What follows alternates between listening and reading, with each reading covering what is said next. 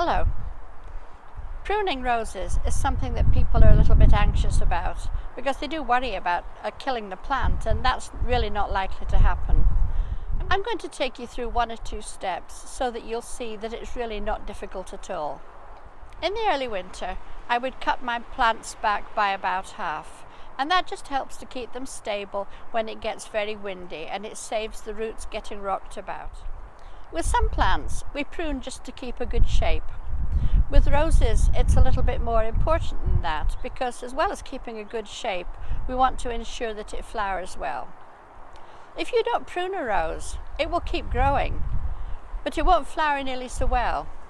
If you prune it every year, it will keep a good shape and you will maintain a really good display of flowers, and that's really what it's all about. But in spring, probably around about March, when the leaves start coming again, and you can see on this climbing rose that all of these shoots are starting now, and that's telling me it's time to start pruning. I'm not going to be pruning this rose today.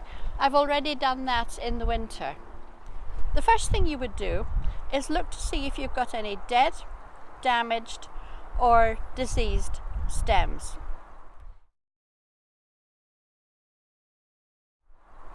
You can recognize them because the dead ones are usually fairly brown, whereas the live ones are a bit more green. You can clearly see here which stems are alive and which are dead. Dead branches won't grow again, so cut them right out. Also, cut out completely any damaged or diseased stems.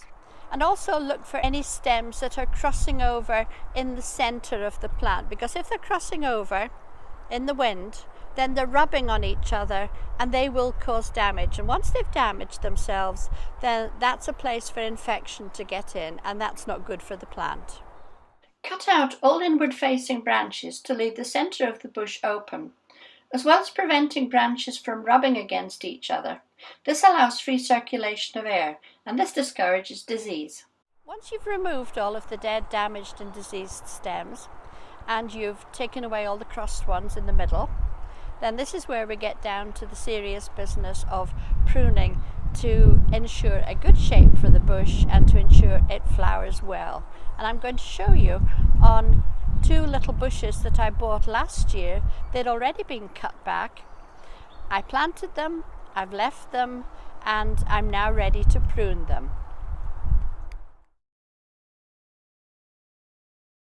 I want to encourage new shoots to grow outwards, away from the center of the plant. So I'm looking to cut each stem back to an outward-facing bud, round about 25 to 30 centimeters above the ground.